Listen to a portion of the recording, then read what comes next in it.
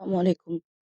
Hello আপুরা, আজকে আপনাদেরকে খুবই সুন্দর একটা দানা বানা শাড়ি দেখাচ্ছি। এটা এক কালারের বডির মধ্যে আছে।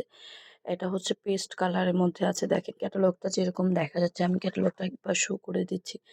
ক্যাটালগটা যেরকম আছে অল বডি এরকম আছে, ব্লাউজ পিসটাও সেম থাকবে। এটা আ প্রিমিয়াম কোয়ালিটির দানা বানা এক কালারের মধ্যে পেস্ট কালারের।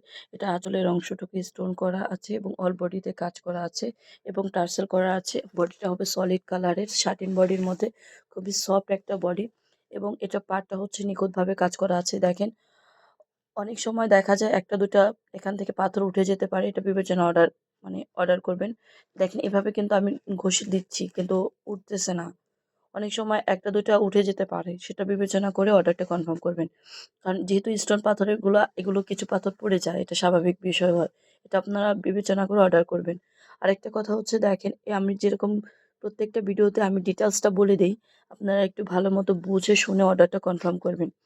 আমাদের এই ডিজাইনটার মধ্যে শুধু ২টা কালারই আছে। একটা পেস্ট কালার, আরেকটা এই রানী গোলাপি কালার। এই ২টা কালারই আছে।